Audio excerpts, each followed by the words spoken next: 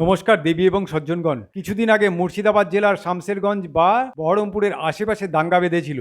যে দাঙ্গাতে দুজন হিন্দুর মৃত্যু ঘটেছিল এবং একজন মুসলমানের মৃত্যু ঘটেছিল পুলিশের গুলিতে। দাঙ্গা থেমে গেছে। দাঙ্গা বেঁধেছিল কেন্দ্রীয় সরকারের ওয়াকফ বিলের প্রতিবাদে। বিল পাস হয়ে গেছে, মোল্লা মুসলিমরা এর প্রতিবাদ করেও কিছু করতে পারেনি। ইদানিংকালে মুর্শিদাবাদের একটি সম্প্রদায়ের বিভিন্ন ধর্মীয় সংস্থা থেকে এবং বিভিন্ন ধর্মীয় পড়াশোনার স্কুল কলেজ থেকে ব্যাপকভাবে প্রচার করা হচ্ছে যে হিন্দু এবং জৈন সম্প্রদায়ের দোকান থেকে কোনো জিনিসপত্র যেন না কেনে মুমিনরা। এবং বেশ কিছু জায়গায় এর যথেষ্ট পরিমাণ সাড়া দেখা যাচ্ছে। না, আমি কোনো মসজিদ বা মাদ্রাসা থেকে নিজের কানে এই ঘটনাটা শুনিনি, কিন্তু আনাচে কানাচে এই কথা ঘুরছে এবং দোকানদারেরাও এই কথাকে মান্যতা দিচ্ছে এবং তারাও বলেছে যে তাদেরও এরকম ঘটনা কিছু ঘটছে, তাদের দোকানে কেনাবেচা কমে গেছে বা এক শ্রেণীর লোক কিনতে কম আসছে। এই ঘটনাটা যারা ঘটাচ্ছে আমি তাদের উদ্দেশ্যে বলছি, পশ্চিমবঙ্গে বহু জায়গা আছে যেখানে মুমিনদের সংখ্যা 5%-ও কম, বা যেখানে বহু পরিমাণ অমুসলমান বা অমুমিন বাস করে।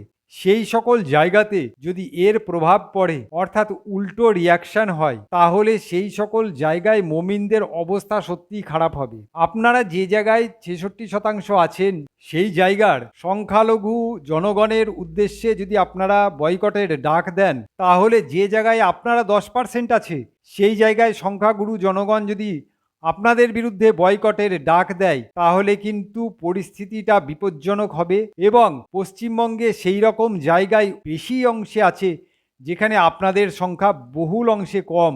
আমি শুভ বুদ্ধিসম্পন্ন মুমিনদের কাছে এটা আবেদন করব যে আপনারা এটাকে যথেষ্ট পরিমাণ গুরুত্ব সহকারে দেখুন এবং এই ঘটনাকে প্রতিহত করবার চেষ্টা করুন।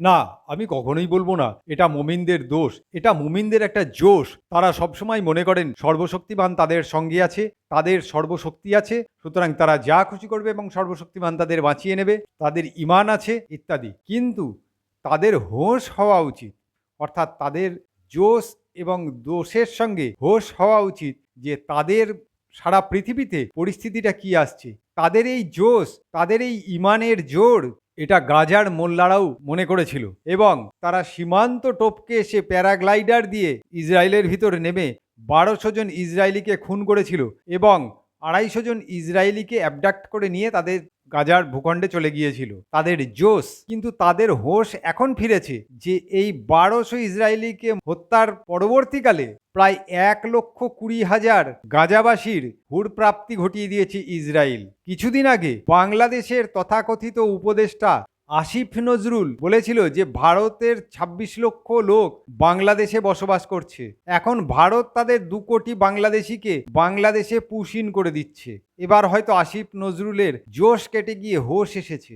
এই জোশের দ্বারাই রোহিঙ্গারা মায়ানমারের বৌদ্ধদের গণনিধন এবং মায়ানমারের হিন্দুদের গণকবর দিয়েছিল। এখন তাদের জোশ ফুরিয়ে গিয়ে হোশ এসেছে। নিজের দেশটাই তাদের কাছে পরভূমি হয়ে গেছে।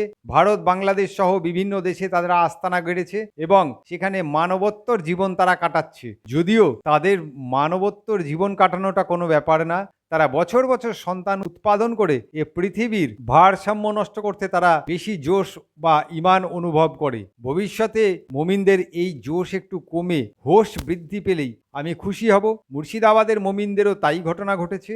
তাদেরও জোশের বা ঈমানের বশবর্তী হয়ে তারা অতীতে গাড়ি পুড়িয়েছে, সিএএ এনআরসির বিরোধিতা করেছে, দুর্গাপুজোর বিরোধিতা করেছে, সরস্বতী ঠাকুর যেখানে তৈরি হয় সেগুলো রাস্তায় উল্টে পাল্টে ভেঙে দিয়েছে, মূর্তি ধ্বংস করছে এবং আজকেও তারা ওয়াকফ বিলের প্রতিবাদে সংখ্যালঘুদের বা সেই এলাকার সংখ্যালঘুদের উপর অত্যাচার করছে এবং তাদের সঙ্গে দাঙ্গা হাঙ্গামা করতে অগ্রণী ভূমিকা পালন করছে। আশা করি মুমিনদের জোশ এবং ঈমানদণ্ডের প্রকৃত অবস্থানটা মুমিনরা বুঝতে পারবে, কারণ ইদানিংকালে রাজ্য সরকার এবং কেন্দ্রীয় সরকার উভয়েই মুমিনদের এই জোশ আর হোশের দ্বারা বিরক্ত হয়ে বিরূপ প্রতিক্রিয়া দেখাচ্ছে। রাজ্য সরকারও দেখাচ্ছে, কেন্দ্রীয় সরকার তো দেখাচ্ছেই। আশা করি আগামী দিনে মুমিনরা একটু শান্ত হবে। সর্বশক্তিমানের কাছে এটাই প্রার্থনা।